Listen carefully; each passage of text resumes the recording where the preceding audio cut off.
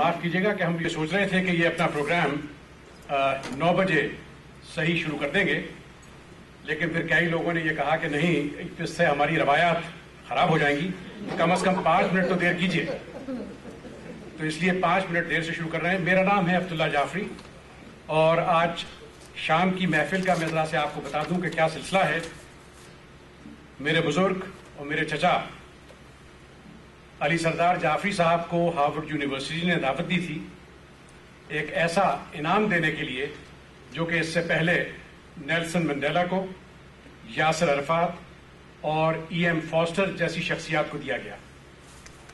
تو ان کی ان خدمات کو سراہتے ہوئے ہارورڈ یونیورسٹی نے ان کو دعوت دی اور وہ تمغہ دیا۔ اس لیے ہم نے یہ سوچا کہ ان کو دعوت دی جائے، ان کو ٹیلی فون کیا، اور باوجود اس کے کہ یہ بہت تھکے ہوئے تھے، لیکن بہرحال محبت کی وجہ سے انہوں نے ہمارا دعوت نامہ قبول کیا اور یہ ہیوسٹن تشریف لائے، جس کے لیے آپ کی طرف سے اور میں اپنی طرف سے ان کا بہت مشکور اور بہت شکر گزار ہوں۔ ایک چیز میں آپ کو واضح کر دوں، میں نہ مولوی ہوں نہ سیاستدان، اس لیے زیادہ وقت نہیں لوں گا میں۔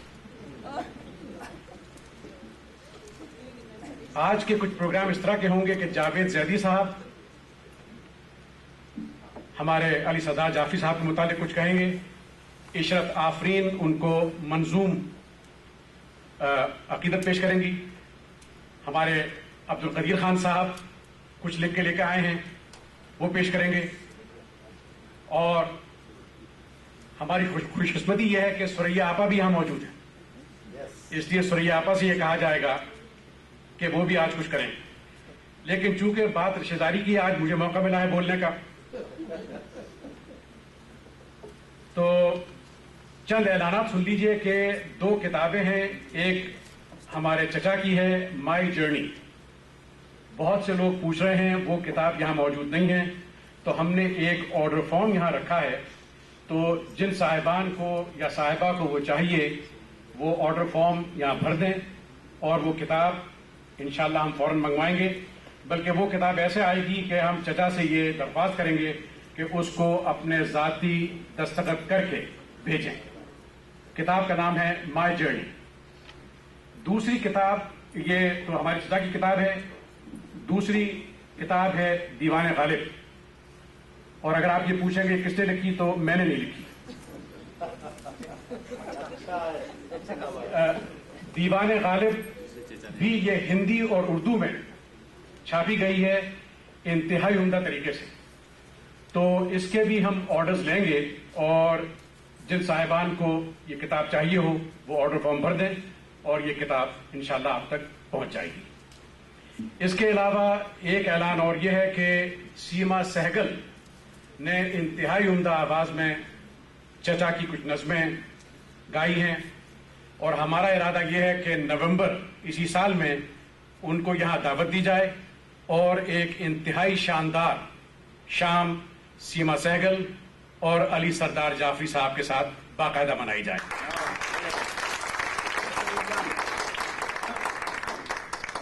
اب جاوید زیدی صاحب مجھے آنکھیں دکھا رہے ہیں، تو آپ آ جائیے، جاوید زیدی صاحب تشریف لائیے آپ۔ اور ہمارے درمیان ایک اہم شخصیت موجود ہیں، ڈاکٹر رابرٹ کلارک۔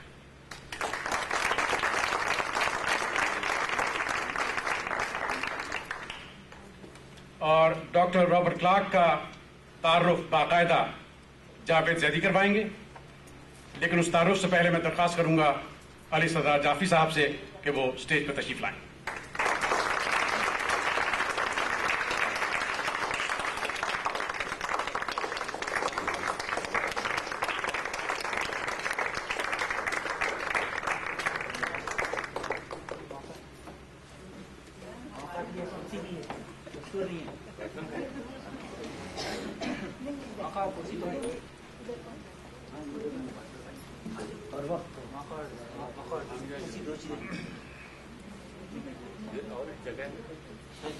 خواتین و حضرات، آداب عرض ہے۔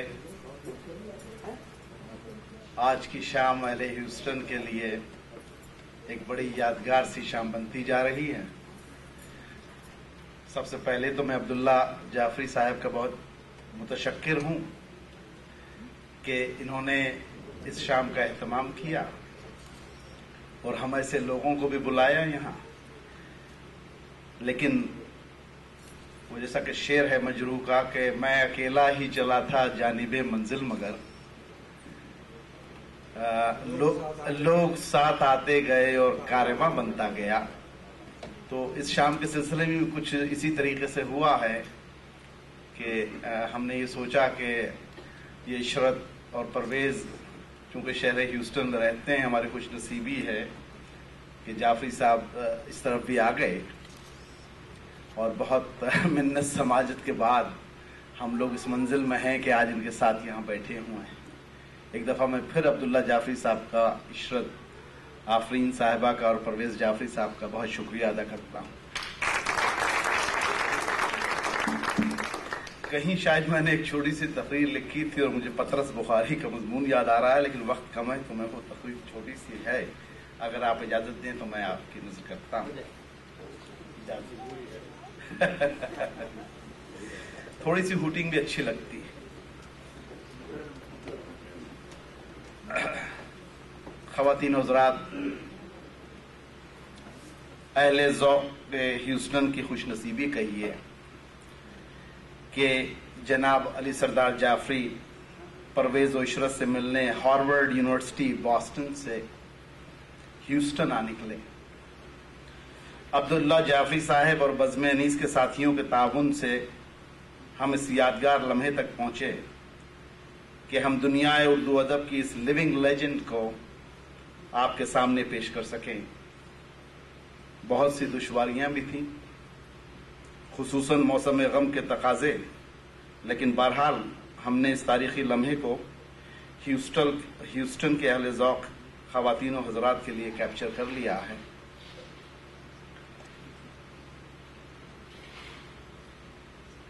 وہ حضرت علی سردار جعفری صاحب آپ کے سامنے ہیں کہ جنہوں نے اردو کو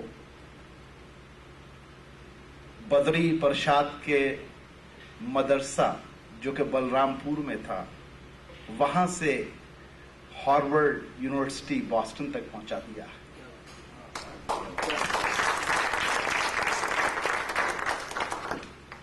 جن کے قلم نے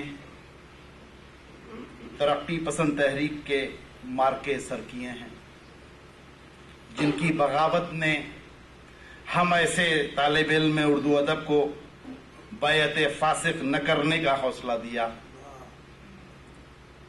وہ سردار جو شاعر بھی ہے، ادیب بھی، نقاد بھی ہے، دانشور بھی، عالم و فاضل بھی ہے، جو باغی بھی ہے اور بغاوت بھی، جو اپنی دھرتی کو جنت نظیر بنانے کا ایک خواب اور دیکھ رہا ہے. آئیے آج ہم اہل ہیوسٹن وہ اس عظیم شاعر کا استقبال کریں کہ جس کے لیے شاید اقبال نے کبھی کہا تھا کہ ہزاروں سال نرگس اپنی بے نوری پہ روتی ہے، بڑی مشکل سے ہوتا ہے چمن میں دیدور پیدا.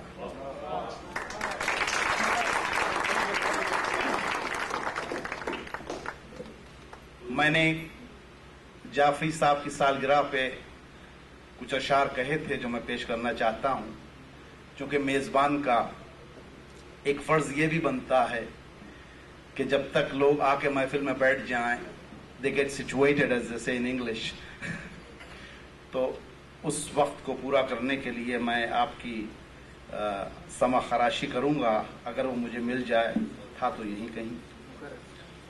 اور اتفاق سے وہ جو اشعار ہیں وہ بھی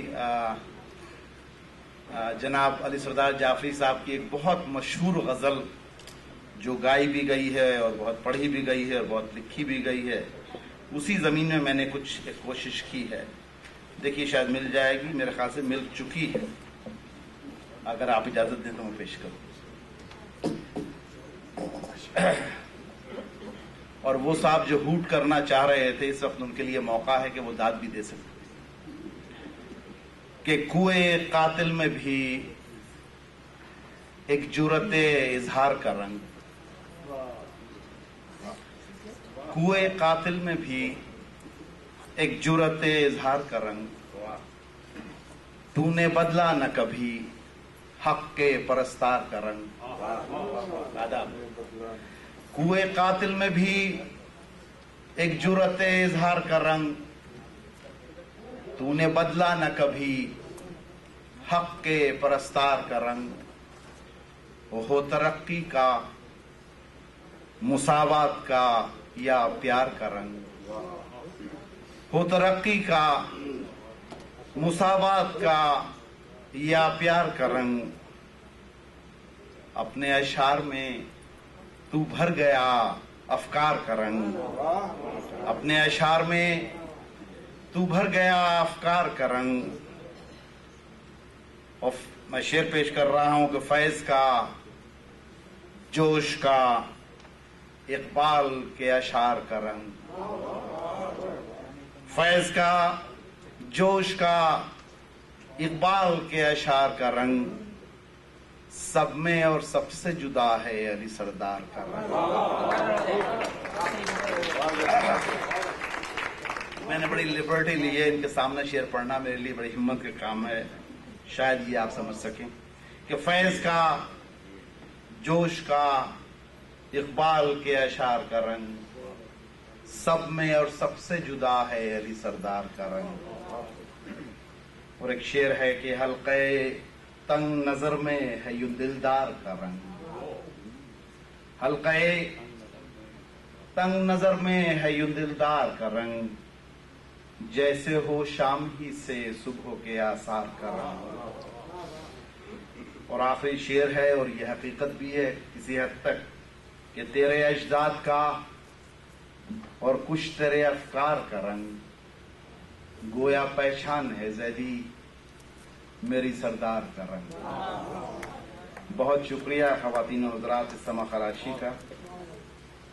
تو میں نے آپ کی آج ہمارے درمیان ایک ایسے ونگ کمانڈر ہیں جو ایک زمانے میں جہاز بھی اڑایا کرتے تھے، لیکن انہوں نے امیجنیشن کی فلائٹ کو زیادہ ترجیح دی ہے. اب یہاں جب سے وہ آئے ہیں تو شعر کہتے ہیں اور کبھی کبھی تقریر بھی کر لیتے ہیں، انگریزی اردو دونوں میں. اور یہ جن کو میں دعوت کلام دے رہا ہوں، یہ ایسی شخصیت ہیں کہ انہیں آپ بہت اچھی طرح جانتے ہیں. میں اپنے دوست عبد القدیر خان ثالث صاحب سے درخواست کروں گا کہ وہ تشریف لائیں اپنے خیالات کے ساتھ.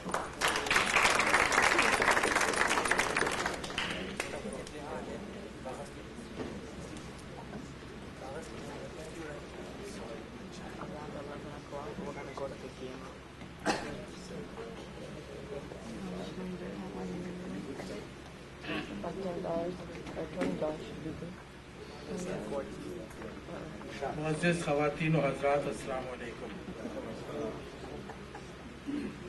محترم جناب علی سردار کی شخصیت کسی تعارف کے حصار سے بالا تر ہے. اردو شعر و ادب کے لیے خصوصاً اور بنی نوع انسان کے لیے عموماً ان کی خدمات نصف صدی سے زیادہ، کہیں زیادہ عرصے پر محیط ہے. علی گڑھ یونیورسٹی سے وابستگی کی بنا مسلم معاشرے، تمدن اور تہذیب پر آپ نے گہرے نقوش ثبت کیے ہیں. سر میرا ایک شعر ہے، دل میں عظمت کو جگہ دو تو بلندی لے کر، دل میں عظمت کو جگہ دو تو بلندی لے کر، پاس سورج کے جو پہنچو تو دکھاؤ نہ چراغ. Sir, I would like to translate it in English. If you want to embrace altitude, so you should embrace it with greater height. And while you are climbing the height, if you reach near sun, don't show your lamp to the sun. That's the translation. دل میں عظمت کو جگہ دو تو بلندی لے کر، पास सूरज के जो पहुंचो तो दिखाओ न चराग। अली सरदार जाफरी क़िबला की तख्लीक़ात, तसानीफ, मज़ामीन व मक़ालात पे तबसरा करना मुझ जैसे अदना कारी को ज़ेब नहीं देता। लिहाजा मैं उनकी चंद तख्लीक़ात जो मेरी ज़हनी दस्तरस में आ चुकी हैं गिनवाऊंगा। आपके शेरी मजमुओं में पहला मजमुआ था परवाज़, बाद अज़ां खून की लकीर, नई दुनिया को सलाम, पत्थर की दीवार, एक ख्वाब और, पैरहाने शरर, लहू पुकारता है, और मसनवी एशिया जाग उठा। मसनवी एशिया जाग उठा का जब जिक्र आया तो मुझे अवध का एक और शायर याद आ रहा है, जहां से अली सरदार जाफरी साहब का खमीर भी उठा है, और वो शायर हैं जहानी पंडित ब्रिज नारायण चकबस्त लखनवी। चकबस्त का मुकाम उर्दू शायरी में खासा बुलंद है, लेकिन चकबस्त का एक अहम कारनामा जिसे उन्होंने शुरू किया था लेकिन मौत ने उसे पाया तकमील तक पहुंचाने की मोहलत न दी, और अगर वो काम सरअंजाम पा जाता जिसे चकबस्त ने शुरू किया था तो उर्दू अदब में एक गिरा माया ज़ख़ीरे का इजाफा हो जाता। चकबस्त का वो नामुकम्मल कारनामा था रामायण को उर्दू ज़बान के क़ालिब में बसूरत मरासी मीर अनीस ढालना। चकबस्त आज अगर जिंदा होते तो मसनवी एशिया जाग उठा कि वर्क गर्दानी करने के बाद ये नारा जरूर लगाते कि भाई अली सरदार आओ हम तुम दोनों मिलकर रामायण को उर्दू जबान के कालिब में ढालें। यहाँ एक बात अर्ज करता चलूं कि बनी नौ इंसान की तहजीब और तमद्दुन के हवाले से रामायण का शुमार दुनिया के बुलंद पाया क्लासिकी अदब में होता है। मसनवी एशिया जाग उठा इस कदर जामे, मुरस्सा, मुसज्जा और मुरज्जा है कि आज हिंदुस्तान की तमाम जामात के निसाब में दाखिल है।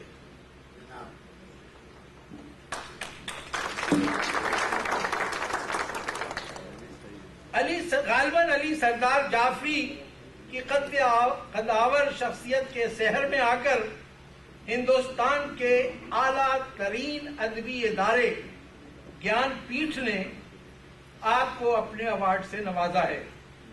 अली सरदार जाफरी के अलावा उर्दू के हवाले से ये अवार्ड सिर्फ फिराक गोरखपुरी को मिला है और कुर्रतुल हैदर को। इस अवार्ड का फैसला हिंदुस्तान में एक कमेटी करती है जिसमें वहां की 25 जबानों के मुतब्बिर शायर व अदीब शामिल होते हैं। नसरी मजमूओं में से चंद के नाम मीर और गालिब पर मुहक्किकाना फिक्र नजर, कबीर दास और अल्लामा इकबाल पे तबसरे, इसके अलावा ढेर सारे मज़ामीन और मकालात। अली सरदार जाफरी साहब तरक्की पसंद तहरीक के बानियों में से हैं और उसके हरावल दस्ते के सालार रह चुके हैं। उनके चंद रुफ़क़ाए-कार के अस्माए गिरामी हैं कैफी आज़मी, जज्बी, मजाज, कृष्ण चंदर, सादत हसन मिंटो, राजेंद्र सिंह बेदी, फैज अहमद फैज, साहिल लुधियानवी, अमृता प्रीतम, असमत चुगताई वगैरह। अली सरदार जाफरी को अलीगढ़ यूनिवर्सिटी ने डॉक्टर ऑफ लिटरेचर की एजाजी डिग्री से नवाजा है। ये डिग्री हिंद और पाकिस्तान में जिन और अकाबरीन को नवाजी गई है वो हैं मौलाना शिबली नोमानी, सरोजनी नैजो, अल्लामा इकबाल और जिगर मुरादाबादी।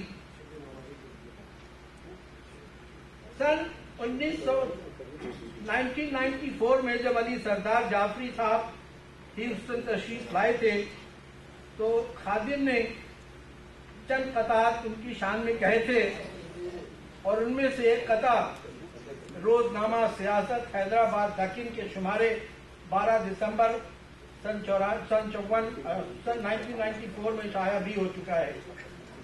یہ افضل و اعلیٰ شخصیت جس کا اسم گرامی علی سردار جعفری ہے ہمارے لیے ایک قیمتی سرمایہ سے کم نہیں۔ اسی عقیدت مآب جذبوں سے مخلوب ہو کر میں اپنی بات چیت ان خطات پہ ختم کرتا ہوں۔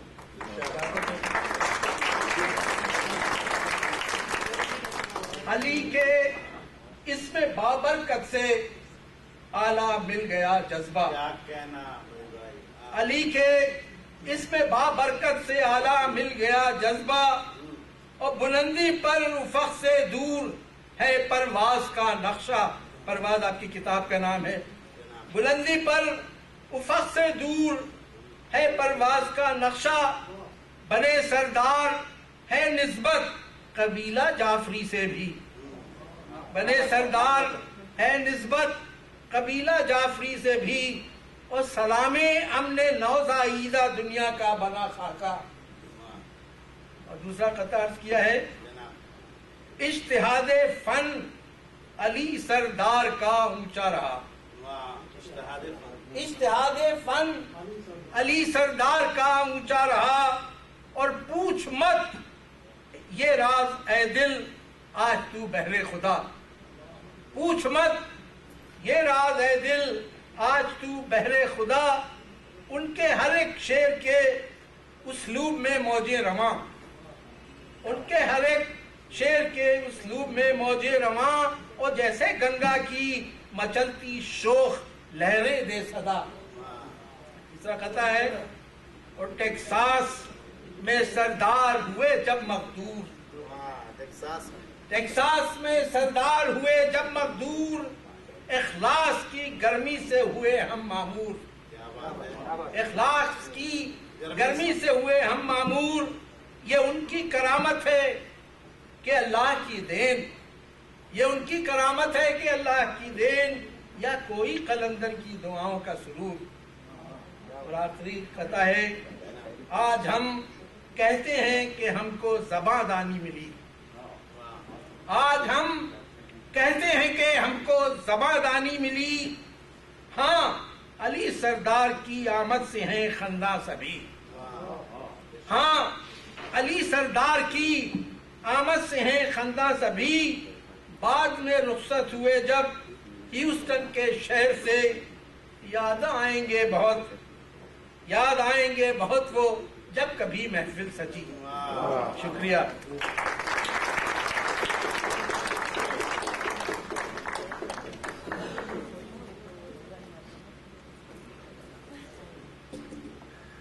قدیر بھائی اس مختصر تقریر اور صرف 4 قطعوں پہ قناعت کا بے حد شکر گزار ہوں۔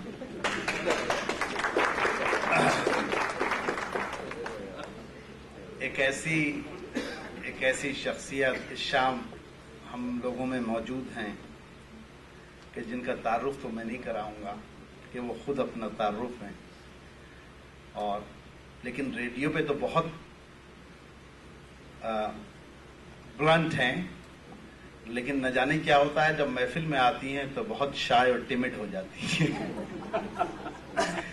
میں ریڈیو کہکشاں جو ہیوسٹن کا غالباً اردو کا سب سے پرانا پروگرام ہے، اور جسے سلیم صاحب نے، کہ جو آواز کی دنیا کے جادوگر تھے، انہوں نے شروع کیا تھا۔ آج کل اسے اجو بھائی اور اظہر بھائی اور سریا باجی اس کو پروڈیوس کرتے ہیں، اور غالباً اگر آپ نے اتوار کا پروگرام سنا ہوگا تو حضرت علی سردار جعفری صاحب سے بات چیت بھی سنی ہوگی آپ نے، اجو بھائی کی اور سریا باجی کی۔ میں نے ان سے بہت انسسٹ کیا ہے کہ وہ تشریف لائیں اور کچھ کہیں اپنے ریڈیو کے حوالے سے، چونکہ جعفری صاحب کے حوالے اس قدر ہیں کہ آپ کہیں سے بھی اگر ٹچ کریں گی تو ان تک پہنچ جائیں گی۔ میں دعوت दावत दे रहा हूं सुरैया बाजी को।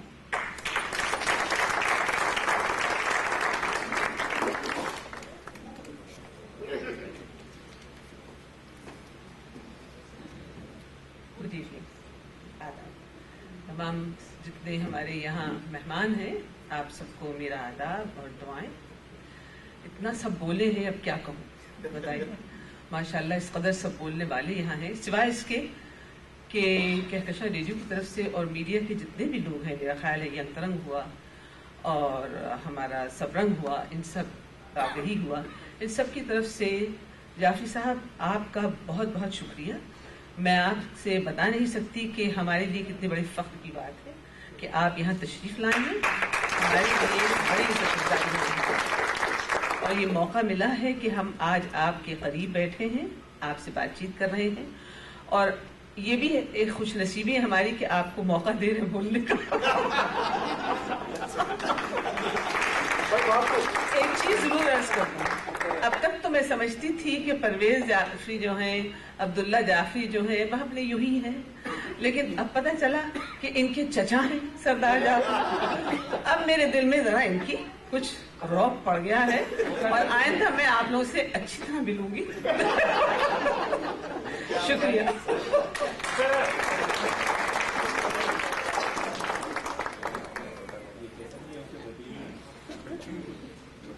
जैसा आपने देखा कि सुरैया बाजी के बगैर कोई महफिल ह्यूस्टन की ऐसी नहीं है जो ज़ाफ़रान नहीं हो जाती।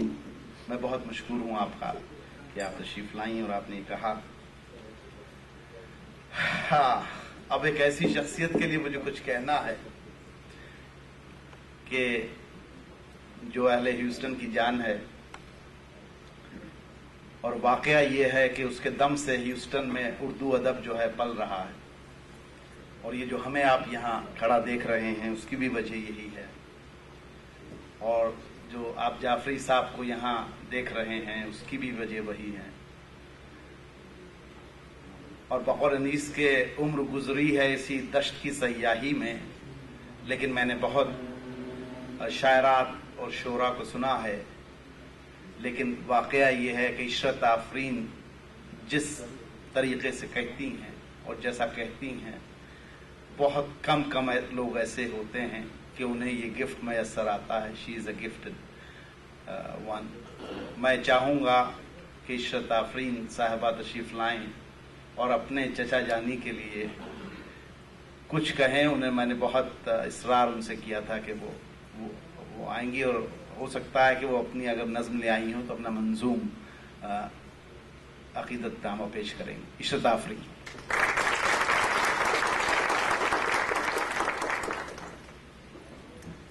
ख़वातीन हज़रात, तस्लीमात, असल में सभी लोग कुछ ना कुछ कह रहे हैं और मेरे पास अल्फाज नहीं है क्योंकि मैं बहुत एक्साइटेड हूँ। एक तो ये कि चचा जान हमारे दरमियान हैं और इतने करीब हैं, और दूसरे ये कि फिर एक और खुशी है कि इंशाअल्लाह नवंबर में फिर तशरीफ़ लाएंगे और एक हम बहुत बड़ा प्रोग्राम करेंगे। और सबसे ज़्यादा इसके लिए ये तमाम जो कुछ कोशिशें हैं तमाम अहबाब की हैं और आप सब के ही ताउन से ये हो रहा है। दूसरे ये कि मैं अब्दुल्ला भाई की बहुत शुक्रगुजार हूँ।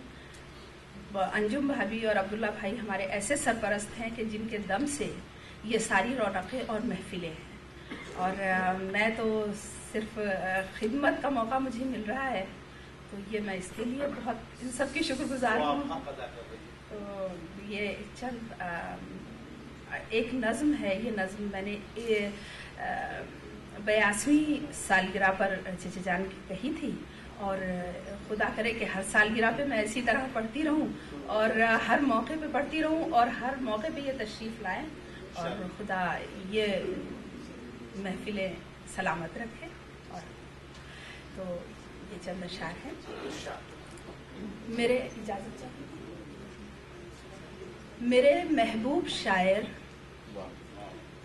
मेरे महबूब शायर, इल्म के बूढ़े फरिश्ते, मेरे महबूब शायर, इल्म के बूढ़े फरिश्ते और मोहब्बत के नए अवतार, ए ऐ मैदान इस्तक़लाल के मर्दे मुजाहिद, ऐ मैदान इस्तक़लाल के मर्दे मुजाहिद, ऐ के और सदाकत के मुबल्लिग़, ऐ के तू जिंदा रहे ऐसे ही सरगर्मे अमल, ऐसे ही ताबिंदा रहे। ये रोशनी जैसा तबस्सुम और सहीफों जैसे उजले हाथ, ऐ मैदान इस्तक़लाल के मर्दे मुजाहिद और सदाकत के मुबल्लिग़, ऐ के तू जिंदा रहे ऐसे ही सरगर्मे अमल, ऐसे ही ताबिंदा रहे। ये रोशनी जैसा तबस्सुम और सहीफों जैसे उजले हाथ हम पर शफ़क़तों के फूल बरसाते रहे, हम पर शफ़क़तों के फूल बरसाते रहे। यूं ही तुलुए सुबह नौ की ताज़गी से लहलहाता जगमगाता, लहलहाता जगमगाता हर ज़माना तेरे दर पर रोज़े अव्वल की तरह से आके दस्तक दे। बहारे तहनियत के हर्फ लिखे रास्तों पर जिनसे तू गुजरे, बहारे तहनियत के हर्फ लिखे रास्तों पर जिनसे तू गुजरे। यूं ही हम पर तेरा साया रहे आती सदी के साल तेरे पाँव चूमे। यूं ही हम पर तेरा साया रहे आती सदी के साल तेरे पाँव चूमे और दिलों पर तू सदा छाया रहे। आमीन।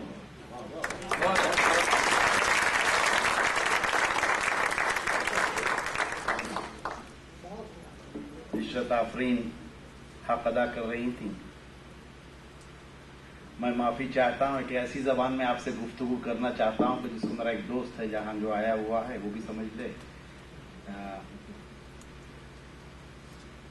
Among us we have a friend here, Robert Clark. We both teach at the same college. He's one of the finest English poets.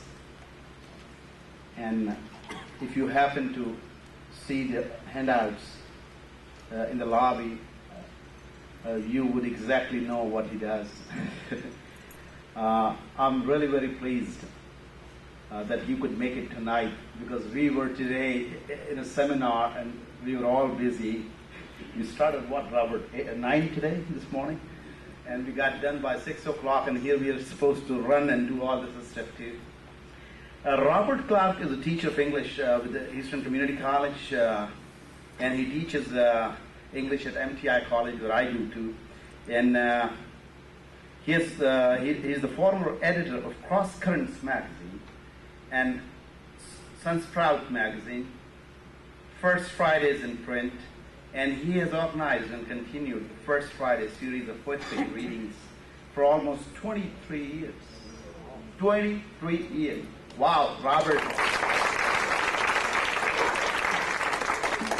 Now that's a job, huh? And what else is there to say? It is held monthly at Imprint House. There's an address here. You will be able to get it from the lobby. He really helps organize the Houston Poetry Fest, which will be, I believe, in October, isn't it? Okay. And it is organized at the University of Houston downtown, and he's the event chair and the president of Houston Poetry Fest. I know Robert, and we both work at the same floor, and he writes very well. But today I have asked him to do something different. He's not writing this tonight, but he will be speaking to you about Mr. Jaffrey. Please welcome Houston's finest poet of English, Robert Clark.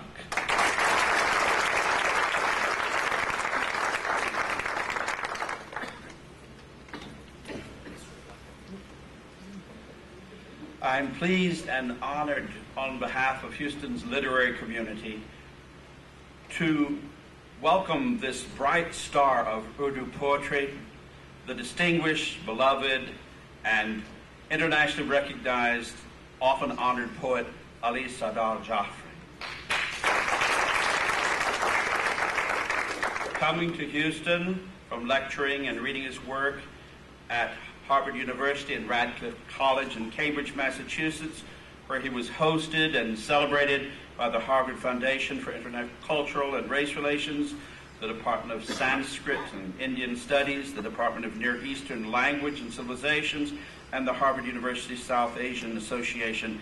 Dr. Jafri is the recipient of the Government of India's Padma Shri Award, the Soviet Nehru Land Award for Poetry, and the Mir Taqi Mir Award, as well as the Bhopal Urdu Academy Award, and an honorary doctorate from Aligarh Muslim University. Not only has his work been collected in 6 volumes of poetry, but he has also edited the works of many eminent Indian poets. We are so privileged to have him here tonight. Welcome indeed is Ali Sardar Jafri.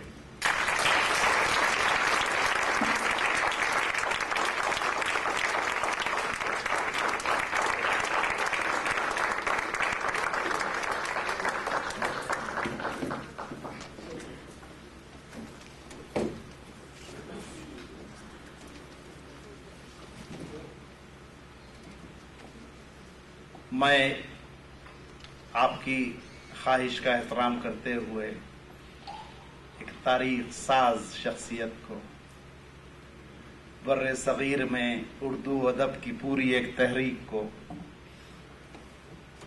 मैं एक ऐसे शख्स को दावत कलाम दे रहा हूं और उनका जो दिल चाहे जिस तरीके से, लेकिन उन्हीं का एक मिसरा याद आ रहा है कि गुफ्तगू बंद न हो।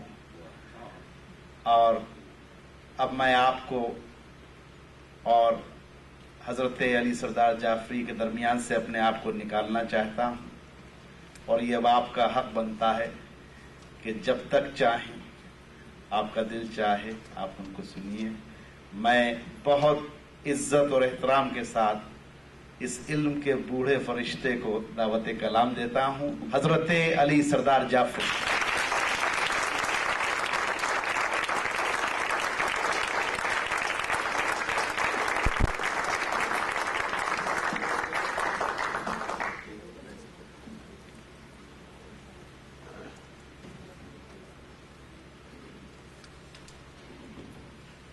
ख़वातीन व हज़रात,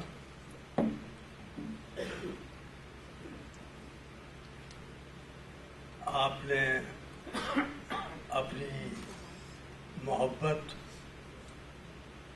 और अपनी दोस्ती का आसमान मेरे सर पर फैला दिया है, और आसमान जो हमेशा हमारी शायरी में अलामत रहा है जुल्म व सितम की, आज मेरे लिए ये आसमान रहमत और बरकत की अलामत है। मैं ह्यूस्टन आया और बहुत शौक से आया, इसलिए कि यहाँ सिर्फ मेरे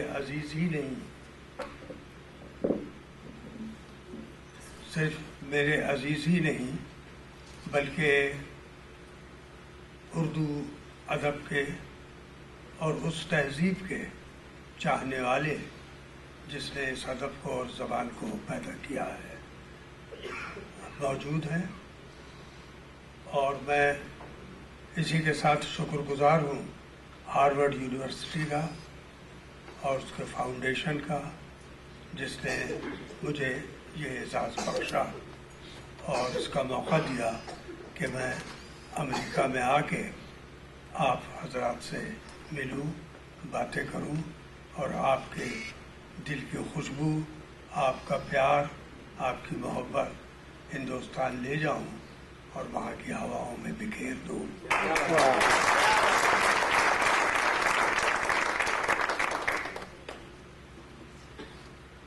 मैं गुज़िश्ता 1.5 साल से तकरीबन 18 महीनों से मुसलसल सफ़र में हूँ और इतना सफ़र मैंने अपनी 86 साल की उम्र की मुद्दत में नहीं किया है जितना इस 1 साल में किया है या 1.5 साल में।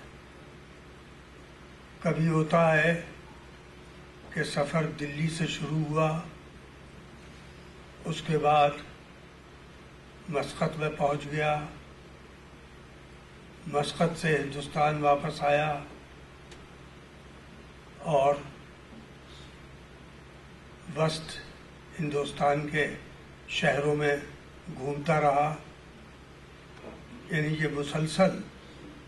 और वहाँ से जनूबी हिंदुस्तान में त्रिवेंद्रम, जो कि हिंदुस्तान का बिल्कुल आखिरी जनूबी सिरा है, और वहाँ से शुमाल मशरिक़ आसाम, वहाँ से फिर कलकत्ते, बम्बई, और बम्बई से लंदन, लंदन से न्यूयॉर्क, न्यूयॉर्क से बॉस्टन, और वहाँ से सिएटल, सिएटल से आज मैं यहाँ ह्यूस्टन में मौजूद हूँ, और परसों सुबह रफ्ते सफ़र बांध रखा है न्यूयॉर्क और न्यू जर्सी के लिए और अपने अजीज़ वतन वापस जाने के लिए, ताकि बम्बई जाके कम से कम कपड़े बदल सकूं और नए सफ़र के लिए तैयार हो सकूं। लेकिन इस सफ़र में जिसका जिक्र मैंने इसलिए किया है कि मैं इतनी थकान बर्दाश्त कर सका आप लोगों की मोहब्बत के सहारे। आप लोगों की मोहब्बत से मुराद है वो जो उर्दू अदब की वजह से मुझसे मोहब्बत करते हैं, और इसमें हिंदुस्तान की 20-25 बड़ी ज़बानों के अदीब और शायर और आवाम शामिल हैं। इन्होंने जिस तरह से इस वक्त उर्दू को दाद दी है वो मेरी आँख खोलने के लिए काफ़ी है। मैं जहाँ कहीं भी गया इस इरादे से गया कि मलयालम के आखिरी सिरे पर जो लंका के शुमाल में है उर्दू समझने वाले बहुत कम होंगे, अंग्रेज़ी में तकरीर करूँगा, लेकिन मजमे से आवाज़ आई, आप उर्दू बोलिए, हम समझते हैं। उसके बाद मैं जब आसाम गया तो ये ख्याल था कि ये आसामी लोग जिन्होंने बड़े बड़े अदीब भी पैदा किए हैं उर्दू से नावाकिफ़ हो गए, उन्होंने भी मुझसे मुतालबा किया, अंग्रेज़ी नहीं उर्दू में बात कीजिए, हम समझते हैं। और हैरत ये हुई कि जब मैं हार्वर्ड आया तो वहाँ भी मेरी तकरीर आधी अंग्रेज़ी में थी और आधी उर्दू में थी। तो गुज़िश्ता 50 साल में दरअसल एक बड़ी ज़बान हमारे मुल्क में बन गई है जिसको हर इलाके के लोग समझते हैं और बोलते हैं। और इस बड़ी ज़बान के बनाने में जिसने बहुत बड़ा किरदार अदा किया है वो हमारी बम्बई की फिल्म इंडस्ट्री है, जो ज़बान उर्दू इस्तेमाल करती है लेकिन उसका नाम हिंदी रखती है, सर्टिफिकेट हिंदी का लेती है, लेकिन गीत लिखवाती है साहिर लुधियानवी और मजरूह सुल्तानपुरी और शकील बदायूनी से, स्क्रिप्ट लिखवाती है कृष्ण चंद्र से और बेदी से और इस्मत चुगताई से, लेकिन सर्टिफिकेट पर नाम हिंदी होता है। हमें कोई एतराज़ नहीं है, इसी नाम से उर्दू को आप पनपने दीजिए, ज़िंदा रहने दीजिए, और ये पनपेगी, ज़िंदा रहेगी अपनी ताकत पर किसी का एहसान लेके नहीं रहेगी।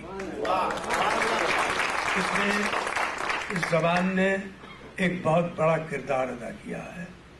हमारी बदकिस्मती से ये सारी चीज़ जो है वो हिंदू और मुसलमान और हिंदी और उर्दू के खानों में तकसीम हो गई, लेकिन दरअसल ये मसला एक बहुत बड़े मुल्क में जिसके पास 5-7 हज़ार बरस की मुसलसल तहजीब है, जिसके पास दुनिया की पहली किताब है वेद, और जिसके पास इतनी बड़ी अक़लियत है मुसलमानों की जो दुनिया के किसी मुल्क में तारीख़ के किसी दौर में कभी मुमकिन ही नहीं थी। और ये मुसलमान वो हैं जिन्होंने तारीख़ पर असर डाला है, तहजीब पर असर डाला है, पेंटिंग पर असर डाला है, ज़बान की तख्लीक पर असर डाला है, तामीर पर असर डाला है, खानों पर असर डाला है, लिबास पर असर डाला है, सोचने के तरीक़ों पर असर डाला है। एक ऐसी अक़लियत है ओहदा बरा होना, इसके लिए एक बहुत बड़े दिल और दिमाग की अक्सरियत की ज़रूरत थी, और इतनी बड़ी अक्सरियत दुनिया की तारीख़ में किसी मुल्क के पास नहीं है, और वो भी ऐसी जिसके पास 5,000 बरस की मुसलसल तारीख़ है। अब आप ये देखिए कि कृष्ण का रंग काला था और वो कन्हैया भी कहलाते थे और सांवरिया भी कहलाते थे, इसलिए कि काले थे। और महबूबा गोरी थी तो वो गोरी कहलाती थी, गोरी महबूब के लिए इस्तेमाल होने लगा। लेकिन दिल्ली में तकसीम से पहले मुस्लिम दरमियानी तबके के घरानों में ज़चगी के जो गीत गाए जाते थे उनमें सबसे मकबूल था सांवरिया ने मोहे दर्द दिया। ये हमारी तहजीब है और उसका इम्तिजाज है।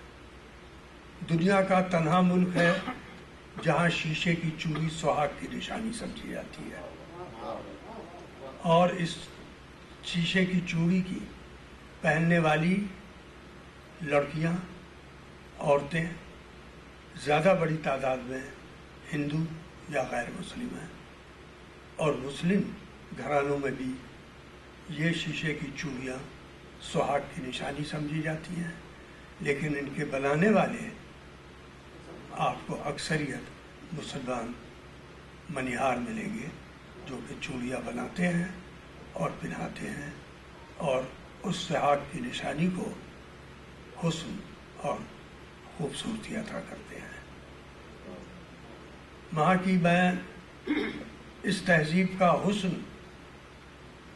क्या है इसको मैं एक कहानी की शक्ल में आपके सामने पेश कर रहा हूँ और आप यकीनन उससे लुत्फ़अंदोज़ होंगे। हिंदुस्तान में देवताओं की भी परस्तिश होती है और देवियों की भी परस्तिश होती है, और उसमें दुर्गा बहुत बड़ी देवी हैं और शिव की बीवी है और बड़ी ताकतवर है। उनका जश्न बंगाल में जो मनाया जाता है वो दुर्गा पूजा कहलाता है, अक्टूबर के महीने में। और उस जश्न के में दुर्गा की मूर्तियां बनाने वाले सिर्फ हिंदू नहीं होते हैं, बल्कि पूरे मुल्क के मुख्तलिफ इलाक़ों से जाने वाले दस्तकार और कारीगर भी होते हैं, जो मुसलमान होते हैं, जो गैर हिंदू होते हैं। वो उन दुर्गा की मूर्तियों को बनाते हैं। तो कहानी ये है कि दुर्गा पूजा का ज़माना था और एक छोटे से गांव में लड़कियां तालाब पर नहाने के लिए जा रही थीं।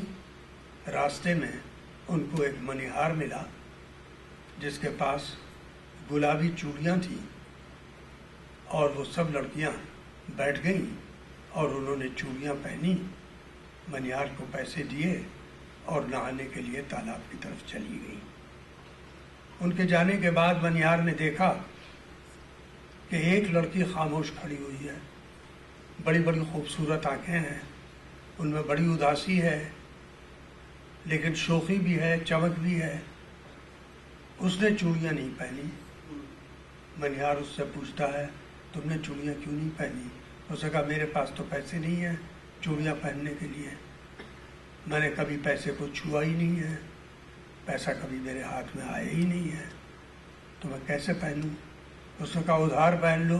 اس نے کہا اچھا ادھار پہنا دو، لیکن گاؤں میں جانا اور جو مندر کا پجاری ہے وہ میرا باپ ہے، اس سے کہنا کہ تمہاری بیٹی کو میں نے چوڑیاں پہنائی ہیں اور آج دن بھر میں اتنا چڑھاوا آ گیا ہوگا کہ ان چوڑیوں کی قیمت نکل آئے گی۔ منیہار چوڑیاں پہنا کے گاؤں میں گیا اور جب مندر کے پجاری سے ملا تو اسے حیرت ہوئی یہ معلوم کر کے کہ پجاری کی تو کوئی بیٹی ہے ہی نہیں، اس نے تو شادی بھی نہیں کی، اور وہ درگا کا پجاری ہے، درگا ماتا کا وہ ماتا کہلاتی ہے۔ اور اس نے جب بیان سنا اور حسن کا بیان، جو درگا کا حسن شاعری میں، سنسکرت شاعری میں بیان کیا گیا ہے، تو وہ چیخ اٹھا کہ ارے یہ تو درگا ماتا تھی، عمر بھر پوجا میں نے کی اور درشن تم کو دیے جو باہر سے آئے ہو، یہ کیسا ظلم ہے، وہ کہاں گئی؟ اس نے کہا وہ تو تالاب کی طرف چلی گئی نہانے کے لیے جہاں لڑکیاں گئی ہیں۔ یہ دوڑ کے وہاں پہنچے، شام ہو رہی تھی، سناٹا تھا، کوئی نہیں تھا، سب لڑکیاں نہا کے جا چکی تھی۔ اس نے پھر فریاد شروع کی درگا ماتا تم پر کتنا ظلم کرو گی، یہ اجنبی کہاں سے آیا ہے اس کو درشن دیتی ہو اور مجھے محروم رکھتی ہو۔ تو تالاب کے وسط سے 2 ہاتھ باہر نکلے اور وہ لال لال چوڑیوں سے جگمگا رہے۔ کہانی یہاں ختم ہو گئی ہے کہانی، لیکن اس پر میرا اضافہ یہ ہے کہ اتنے میں سورج ڈوب گیا اور شام کی اذان ہوئی اور منیہار وضو کر کے نماز پڑھنے کے لیے کھڑا ہو گیا، اور شام کے دھندلکے میں مندر کا کلش، وہ مسجد کا مینار، مسجد کا گنبد جگمگا رہا تھا اور اس کے اوپر ایک کلش تھا اور اس کلش کے اوپر کنول کا پھول تھا، اور وہ کنول کا پھول ہندوستان کی تہذیب کی بہت بڑی نشانی ہے۔ آج کل وہ پھول ایک ایسی پارٹی کا سمبل ہے جو تہذیب کو شاید اس کے کچھ لوگ تقسیم کرنا چاہتے ہیں۔ تو سوال یہ ہے کہ کیا یہ کنول جگمگاتا رہے گا یا یہ ایٹمی ہواؤں کا شکار ہو کے راکھ ہو جائے گا؟ تو آپ اس سے اندازہ لگائیے کہ ہماری تہذیب کیا ہے، اس کی جڑیں کتنی گہری ہیں، اور اس تہذیب کے نمائندے ہم ہیں، اور ہم نے دنیا کو بہت کچھ دیا ہے، لیکن جو سب سے بڑی ہماری دین ہے وہ دین ہے جس میں ہندو اور مسلم اتحاد شامل ہے، اس سے بڑی دین کوئی نہیں ہے۔ ہم عربک نیومرلز کا لفظ استعمال کرتے ہیں ہندسوں کے لیے۔ عرب جو کہ میتھمیٹکس میں اتنے ہی ایڈوانس تھے جتنے کہ ہندوستانی تھے، انہوں نے 0 ہندوستان سے لیا جو 1 سے کم ہے اور 10 سے زیادہ ہے، بائیں طرف لگے تو کوئی معنی نہیں رکھتا، دائنی طرف لگے تو 10 گنا بڑھا دیتا ہے۔ اس صفر کو، اس 0 کو جسے 0 کہتے ہیں، عرب تاجر، عرب میتھمیٹیشینز ہندوستان سے لے کے آئے اور اس کو ہندسہ کہا، انہوں نے ہند کا لفظ دے کے، اور اس ہندسے کو میں انہوں نے ڈیسیمل سسٹم شامل کیا، اور اس ڈیسیمل سسٹم کے ساتھ یہ میتھمیٹکس اسپین سے ہو کے یورپ پہنچی اور یورپ کے پوری ترقی اور ساری دنیا کی سائنس اور علوم کی ترقی اس کے بغیر ممکن نہیں تھی. اور یہ اتحاد تھا انڈو عرب، یہ اتحاد تھا ہندو اور مسلم، اور اسی اتحاد نے ہماری زبان بنائی ہے. اردو زبان اس کا سب سے بڑا کرشمہ ہے. تمام زبانوں میں الفاظ موجود ہیں، تمام زبانیں اس اتحاد کی نشانی ہیں، لیکن اردو کو یہ فخر حاصل ہے کہ یہ ایک علاقے میں محدود نہیں ہے. وہ تمام زبانیں اپنے اپنے علاقوں میں محدود ہیں. اردو کل ہند، پھر صرف کل ہند نہیں، پاکستان کی بھی سرکاری زبان ہے، اور اب خلیج کے علاقوں کے شہروں میں بھی بولی جاتی ہے. امریکہ اور کینیڈا میں اس کے نئے جزیرے بن رہے ہیں. یہ زبان ہماری بہت ہی اعلیٰ درجے کی زبان ہے. اس کی شاعری عالمی ادب کے میں شامل کی جا سکتی ہے. اس کا افسانہ اتنا ہی بڑا ہے، اور ہندوستان میں اس وقت یہ زبان 20 بڑی زبانوں کے ساتھ مل کے ترقی کر رہی ہے. ہمارے پاس کوئی اردو ریاست نہیں ہے، لیکن ہمارے پاس ہر ریاست میں اردو کی ایک اکیڈمی ہے، اور 20 اکیڈمیز کام کر رہی ہیں، اور ان کو سالانہ امداد بھی مل رہی ہے. اور دوسری زبانیں جو ہیں ان کے ترجمے اردو میں اور اردو کے ترجمے دوسری زبانوں میں ہو رہے ہیں. اس وقت ہر سال یہ اکیڈمیز اور نیشنل بک ٹرسٹ اور academy of letters, Sahitya academy, یہ 20 زبانوں کا 20 بڑی زبانوں سے انتخاب کرتی ہیں اور ان کو ان 20 زبانوں میں چھاپتی ہیں. اور اس لیے ہمارے ہاں ایک نیا ادب پیدا ہو رہا ہے، جس ادب کے اندر وسعت اور ویژن اور پھیلاؤ بہت زیادہ ہے. حالات کی وجہ سے پاکستان کی اردو پر ایک اثر وہ ہے جو کہ ہندوستان سے آیا ہے، اور ایک اثر وہ ہے جو مغربی ایشیا، افغانستان اور ایران کا آئے گا.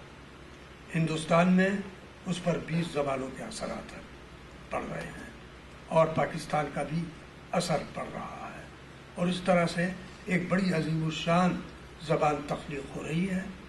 اس کا آگے چل کے کیا نام ہوگا یہ کہنا مشکل ہے. اردو بھی ہو سکتا ہے، ہندی بھی ہو سکتا ہے، ہندوستانی بھی ہو سکتا ہے، لیکن میرا خیال ہے کہ یہ تینوں نام باقی رہیں گے. اور جو آوازیں کمتر ذہنوں کی اور کم سواد مزاج کے لوگوں کی طرف سے بلند ہوتی ہیں کہ بیرونی اثرات کو خارج کر دو، اس لیے کہ وہ نیشنلزم کے لیے بہت ضروری ہے، ان کو کامیابی اس لیے نہیں ہوگی کہ ہمارے ملک کا نام ہندوستان ہے جو ہند سے بنا ہے، اور ہندی بھی ہند سے بنی ہے، اور ہندو بھی ہند سے بنا ہے، اور ان تینوں کا اوریجن ایران ہے. اور سنسکرت اور فارسی بہنیں ہیں جو گزشتہ 5000 برس میں الگ ہوئی ہیں ایک دوسرے سے، لیکن ایک دوسرے پر اثر انداز بھی ہوئی ہیں، اور اس کے اثرات جو ہیں وہ بھی ہمارے یہاں باقی ہیں. تو اس طرح ہم ایک نئے دور سے گزر رہے ہیں، اور اس نئے دور میں ہمارا جو سب سے بڑا کام ہے وہ ہندوستان اور پاکستان کی دوستی اور محبت کو برقرار رکھنے کا کام ہے. اور ہم لوگ یہ کام ادیب اور شاعر بڑے پیمانے پر کر رہے ہیں. ہندوستان میں، پاکستان میں، خلیجی ممالک میں، یورپ، امریکہ اور کینیڈا وغیرہ میں ہماری ملاقاتیں ہوتی ہیں اور ہم سب کا نعرہ ہندوستان اور پاکستان کی دوستی اور محبت ہے۔ ابھی میں نے اور احمد فراز نے مل کے ایک نعرہ دیا کہ ہندوستان اور پاکستان کے درمیان ایٹمی جنگ حرام ہے۔